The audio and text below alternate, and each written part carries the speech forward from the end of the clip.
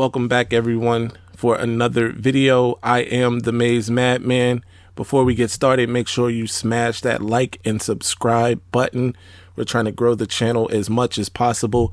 On today's video, we're going to be talking about losing four-star and top recruit in Michigan's 2023 class, Collins Acheampong, plus what that means for Eno Etta, Michigan's second-rated edge rusher, and Michigan's biggest hurdle going forward in recruiting, that and much more. Plus, I'm upset.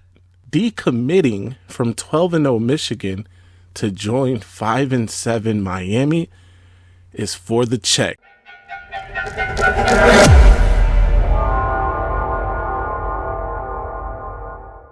I'm going to tell you why I'm mad. I'm mad because we just lost a defensive freak of an athlete to Miami. 6'8", 272-pound, four-star recruit Collins Acheampong has decided to decommit from Michigan to join a sub-500 team in the Miami Hurricanes. It's upsetting. I'm upset. It's crazy. We are 12-0. We just dispatched our arch rival for the second year in a row. It wasn't close. We're clearly the better program. Miami has our leftovers in the offensive coordinator, Josh Gaddis, who, by the way, Acheampong, hide your mama. There's no telling what he might do. And you decommit from Michigan to join the Hurricanes? I'm sorry. This isn't 1991, right?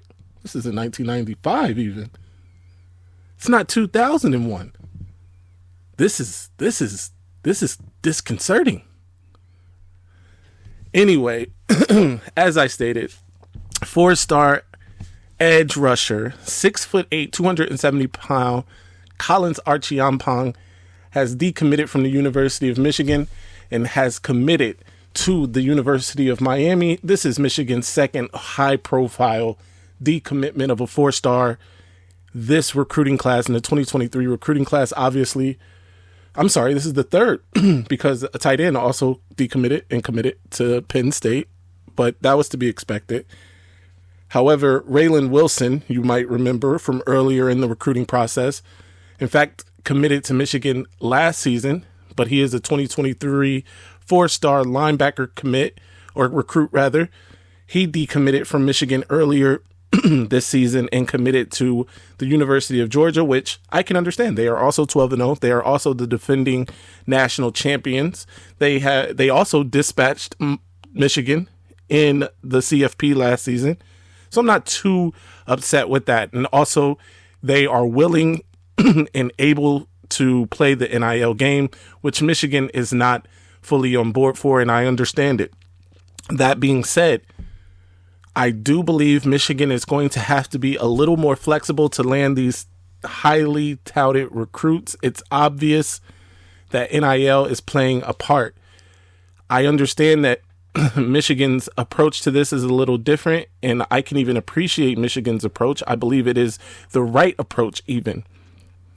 However, it is obviously not the approach that is yielding the best and most results. It is the dealings of Texas A&M and the Miamis and the Georgias of the world, and obviously the other state Buckeyes, whose head coach Ryan Day earlier in the season said, "I need $13 million to keep the team." And I'm not suggesting that Michigan do anything like those teams, because obviously we are having success with what we are having success with. And I also understand, I'm sorry, I'm a little under the weather. You're going to have to bear with me. I apologize in advance. I also understand, too, some fans' position that Michigan is performing well with lesser talent. That is obvious, right? In the composite rankings, Michigan is a whole 11 slots down from the other state in terms of their composite overall ranking for the talent on the team. However, don't get it mistaken. Even if we are performing with 3- and 4-star level players, the top end talent, the J.J. McCarthy's of the world, the Blake Corums of the world, the Donovan Edwardses of the world, the Will Johnsons of the world are 5- and 4-star recruits. The best players on this Michigan team are still top level recruits. In other words, we still require top level recruits to be successful. Don't get it twisted. I see people in the comments section of not only my videos, but other people's videos on YouTube talking about, well, Michigan just gets the guys that fit the program. And I understand that. And I'm with that, by the way. I don't want Michigan to start just recruiting anybody. I don't believe they should.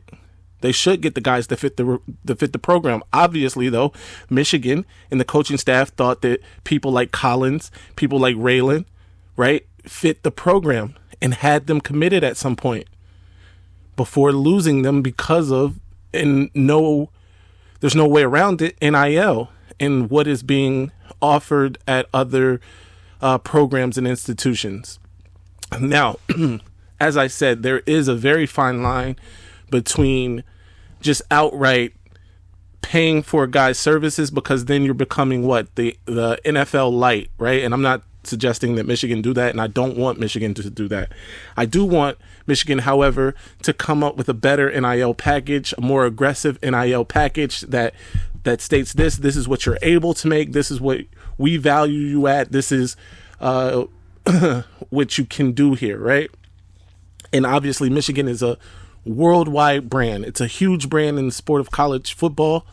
There are not very many brands on Michigan's level. There may be one or two that are even more recognizable, right? And that's arguable. So there's that. But Michigan has to play a little ball. I want to get into it a little bit more because this affects another highly touted Michigan commit, and that's Eno Etta.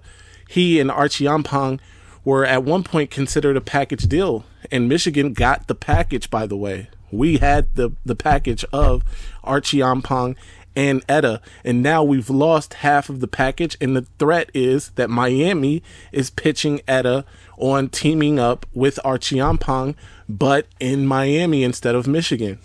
So be ready for another decommitment. It's very possible. I'm not suggesting that it will happen. I'm suggesting that you not be surprised if and when it does.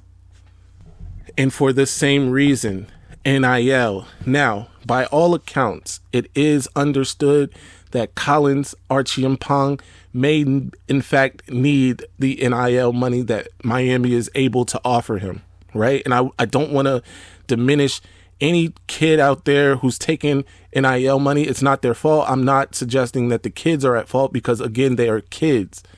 I do find a problem with the system. Right now, it just is the Wild West.